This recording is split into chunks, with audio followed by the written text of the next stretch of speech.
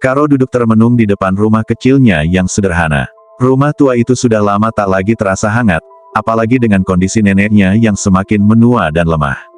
Dulu neneknya yang kuat dan penuh semangat kini hanya bisa terbaring lemah, tak mampu lagi membantu apa-apa. Kolah yang menjadi sandaran harapan bagi wanita tua itu, dan semakin hari beban hidupnya terasa semakin berat. Tiba-tiba, suara langkah kaki terdengar mendekat. Karo menoleh dan melihat Sundar, sahabat lamanya yang datang berkunjung. Sundar yang sudah lama bekerja di Jawa Timur tampak lebih cerah, dengan pakaian yang lebih rapi dan senyum yang lebih lebar. Karo tak bisa menyembunyikan perasaan terharunya. "Sundar, aku rindu," katanya dengan suara terharu. Sundar mengulurkan tangan dan mereka saling berjabat tangan. "Sundar, aku bingung," kata Karo. "Aku tak bisa meninggalkan nenekku. Dia sudah tua dan tak bisa sendirian." Namun, Sundar tahu bahwa ini adalah kesempatan yang tak boleh dilewatkan. Meskipun Karo tahu, dia juga tak ingin membuat neneknya merasa kesepian atau terlantarkan. Dia tahu neneknya sangat bergantung padanya. "Pergilah, Karo. Aku akan menemani nenekmu," kata Sundar meyakinkan. Karo pun akhirnya membuat keputusan berat. Dengan langkah yang terasa begitu berat, akhirnya ia berangkat ke Jawa Timur, meninggalkan rumah dan nenek tercinta. Harapannya, semoga kehidupan baru di Jawa bisa memberikan jalan keluar. Sesampainya di Jawa, Karo disambut dengan atmosfer kota yang sangat berbeda dengan desanya di Jawa Tengah. Jalanan lebar, bangunan-bangunan tinggi, dan hiruk-pikuknya membuat Karo merasa terasing. Mereka naik taksi menuju rumah Sundar yang besar, yang terletak di ujung kota. Rumah itu terlihat sangat berbeda dengan rumah sederhana tempat Karo tinggal. Di dalam rumah itu, suasana terasa dingin dan suram. "Maaf kalau suasananya kurang nyaman," kata Bu Maram, ibu Sundar, yang sudah lama tinggal di sini. "Ayah saya sudah lama sakit, kami tidak bisa banyak mengubah keadaan." Karo mengangguk pelan, meskipun hatinya sedikit cemas. Meskipun rumah itu terlihat mewah, Karo merasakan hawa yang aneh. Ia merasa ada sesuatu yang tidak beres. Ketika Bu Maram membuka pintu kamar perlahan, bau busuk menyengat keluar. Karo merasa ada yang tidak beres. Malam itu, saat Karo sedang membersihkan kamar Pawi, ia merasa ada yang mengawasinya. Tiba-tiba, ia melihat bayangan samar di sudut kamar. Bayangan itu seperti tubuh manusia, tetapi saat ia mengintip, bayangan itu hilang begitu saja. Pikiran Karo terus bergelayut. Apakah rumah ini pernah terjadi sesuatu? Tanyanya. Pak Birin, yang tinggal di sana, menjawab dengan tatapan tajam, "Kenapa kamu bertanya begitu?" Karo bingung, namun ia merasa ketakutan. "Saya hanya merasa ada yang aneh, suara-suara di malam hari, bayangan-bayangan," kata Karo dengan gemetar. Pak Birin menghela napas panjang. "Ini hanya imajinasi kamu. Bertahanlah, jangan terlalu dipikirkan." Namun, malam itu suasana semakin mencekam. Suara-suara aneh terdengar semakin jelas. Karo kembali ke kamar Pawi dengan tubuh gemetar. Ia mendapati pria tua itu sudah terpejam. Namun, kata-kata "tolong" terus terngiang di kepala Karo. Pada malam berikutnya, angin berhembus kencang membawa suara-suara aneh dari dalam rumah. Karo terbangun, mendengar bisikan samar dari arah kamar Pawi. Suara itu tidak seperti suara manusia, ada nada mengancam yang membuat bulu kuduk Karo merinding. Karo perlahan-lahan bangkit dan mengintip dari celah pintu. Di sana, ia melihat sesajen di tengah kamar, lengkap dengan kemenyan dan kepala ayam hitam yang berlumuran darah. Karo hampir tidak bisa mempercayai apa yang dilihatnya. Tiba-tiba, Pak Birin muncul dari bayangan dengan parang di tangannya.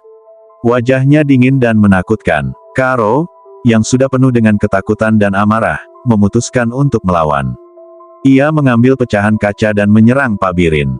Perkelahian sengit terjadi, Pak Birin berusaha menjatuhkan Karo, namun Karo yang penuh ketakutan berhasil menusukkan pecahan kaca ke tubuh Pak Birin. Pak Birin mundur, kesakitan, namun ia masih berusaha melangkah. Bu Maram muncul di hadapan Karo, memegang parang dengan tatapan tajam. "Kamu tidak akan pergi kemana-mana. Ini sudah takdirmu," katanya dengan suara dingin.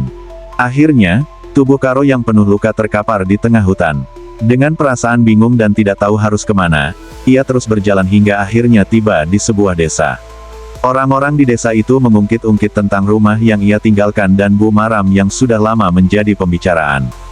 Setelah beberapa hari perjalanan, Karo tiba kembali di rumah kecilnya di Jawa Tengah. Namun, begitu sampai, ia mendapat kabar bahwa neneknya sudah meninggal dunia beberapa hari yang lalu. "Nenekmu meninggal karena serangan jantung setelah mendengar bahwa kamu pergi," kata seseorang di desa. Dunia seakan runtuh di depan mata Karo. Ia terjatuh, menangis, dan merasa sangat bersalah. Karo terjatuh di depan rumah kecilnya, tubuhnya gemetar dan hatinya hancur. Dunia seperti runtuh di sekelilingnya. Ia tak bisa menerima kenyataan bahwa nenek tercintanya telah pergi. Selama ini, nenek adalah satu-satunya orang yang selalu mendukungnya, dan kini ia merasa semuanya telah hilang. Tangisan Karo terdengar memecah kesunyian desa. Ia merasa sangat bersalah, merasa seolah-olah keputusan untuk pergi ke Jawa adalah kesalahan terbesar dalam hidupnya. Sundar yang mendampinginya sejak ia kembali, mencoba memberikan dukungan. "Karo, kau tidak bisa menyalahkan dirimu. Ini takdir, kau sudah berusaha, kau sudah memberikan yang terbaik untuk nenekmu." Namun, kata-kata Sundar tak mampu menghilangkan kesedihan yang menghantui Karo. Ia merasa seolah-olah setiap langkah yang ia ambil membawanya lebih jauh dari neneknya, dan kini ia hanya bisa menyesali keputusan tersebut. Hari-hari setelah kepulangannya, Karo merasa kosong. Ia menghabiskan waktu berjam-jam di depan rumah, mengenang masa-masa bersama nenek. Ia membayangkan senyum hangat nenek yang selalu menyambutnya, memasakkan makanan kesukaannya, dan merangkulnya dengan penuh kasih sayang. Setiap sudut rumah kecil itu kini terasa sepi dan hampa tanpa kehadiran nenek. Pada suatu sore, Karo duduk termenung di beranda rumah, matanya menerawang jauh, mencoba mencari jawaban atas perasaan bersalah yang terus menggerogotinya. Tiba-tiba, ia mendengar suara langkah kaki di halaman rumah. Karo menoleh, dan ia melihat seorang pria tua dengan tubuh yang sangat lemah, berjalan pelan ke arahnya. "Karo, apa yang kamu lakukan di sini sendirian?" tanya pria itu dengan suara serak. Karo terkejut, tapi ia segera mengenali pria tersebut. "Pak Wira, kenapa kau datang kemari?" tanyanya. Pak Wira adalah tetangga lama nenek, yang sering datang untuk membantu pekerjaan-pekerjaan kecil di sekitar rumah. Wajahnya terlihat sangat lelah, namun matanya masih menyimpan kebijaksanaan yang dalam. "Saya tahu perasaanmu, Karo," kata Pak Wira sambil duduk di sebelahnya. "Kehilangan orang yang kita cintai memang tak mudah. Tapi ingat, nenekmu pasti ingin melihatmu kuat, seperti dulu." Karo menunduk, air mata mengalir tanpa bisa ia tahan. "Aku merasa seperti aku gagal, Pak. Aku meninggalkannya saat dia membutuhkan aku. Aku tak sempat mengatakan betapa aku mencintainya." Pak Wira menghela napas panjang. "Kehidupan ini memang penuh dengan keputusan sulit, Karo. Kadang kita harus memilih, meskipun itu menyakitkan.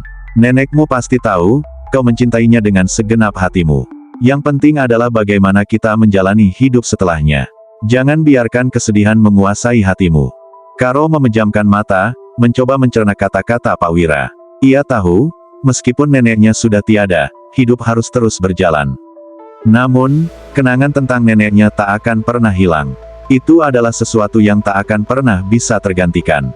Beberapa minggu kemudian, Karo merasa ada sesuatu yang ganjil terjadi di rumah itu. Meskipun ia sudah berusaha untuk melanjutkan hidup, perasaan aneh terus menghantuinya. Suara-suara malam hari yang dulu ia dengar di rumah Sundar, kini terdengar lagi di rumah kecilnya. Langkah kaki yang berat, bisikan samar, dan kadang-kadang, suara pintu yang terbuka sendiri. Karo merasa seperti ada yang mengamatinya, seolah-olah neneknya masih berada di sekitar rumah. Suatu malam, setelah mendengar suara langkah kaki di koridor, Karo memberanikan diri untuk membuka pintu. Ketika ia keluar, suasana di luar rumah terasa sangat dingin, meskipun udara malam itu seharusnya tidak sedingin ini. Tiba-tiba, ia melihat sosok seorang wanita tua berdiri di halaman rumah, mengenakan pakaian putih yang sudah lusuh. Karo tertegun, sosok itu seperti neneknya. Namun, ketika ia berlari mendekat, sosok itu menghilang begitu saja, seperti diterpa angin. Karo merasa tubuhnya lemas. "Nenek," bisiknya, namun hanya angin malam yang menjawab. Ia merasa bingung dan ketakutan, namun perasaan itu tidak bisa ia hindari. Ia tahu ada sesuatu yang lebih besar, sesuatu yang tak bisa dijelaskan dengan akal sehat. Keanehan semakin terasa beberapa hari berikutnya. Karo mulai merasakan ada sesuatu yang berubah dalam rumah ini. Setiap kali ia berjalan di dekat kamar nenek, ia merasa ada yang mengikuti langkahnya. Suara-suara aneh terdengar semakin sering, seperti seseorang berbisik di telinganya, namun saat ia menoleh, tak ada siapa-siapa di sana. Pada suatu malam yang gelap, Karo merasa sangat gelisah. Ia memutuskan untuk berjalan-jalan di sekitar rumah, mencoba untuk mencari ketenangan. Namun, saat ia melangkah di halaman belakang, ia melihat sebuah bayangan yang sangat besar berdiri di bawah pohon mangga. Karo merasa darahnya membeku. Sosok itu terlihat jelas, meskipun wajahnya tidak dapat terlihat dengan jelas. Sundar, suara itu terdengar lirih di telinganya. Suara neneknya. Karo langsung terlonjak kaget. "Nenek!" Ia berteriak, berlari menuju pohon itu, namun saat ia sampai di tempat itu, tidak ada apa-apa. Hanya angin malam yang berhembus dingin, membawa aroma kemenyan yang menyengat hidungnya. Perasaan takut dan kebingungan menghantuinya. Ia merasakan kehadiran neneknya, namun tidak dalam bentuk yang ia kenal. Rasanya seperti ada sesuatu yang terhubung antara dunia ini dan dunia lain. Karo tahu, mungkin neneknya ingin memberinya pesan terakhir. Namun, ia tidak tahu apa itu. Ketakutan semakin mendalam, namun ia berjanji dalam hatinya untuk tetap kuat, untuk melanjutkan hidup dan menjaga kenangan neneknya. Hari-hari berlalu, dan meskipun suasana di rumah tetap terasa aneh, Karo belajar untuk menerima kenyataan dan menghadapi masa depan. Namun, ia tahu bahwa perjalanan hidupnya tidak akan pernah sama lagi. Ia akan selalu merindukan neneknya, tetapi ia juga tahu bahwa neneknya akan selalu ada di dalam hatinya, membimbingnya dalam setiap langkah yang ia ambil.